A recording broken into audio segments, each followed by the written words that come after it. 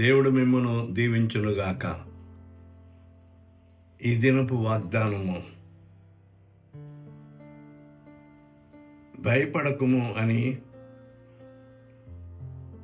భయపడకుము అధైర్యపడకమని నీతో చెప్పితిని.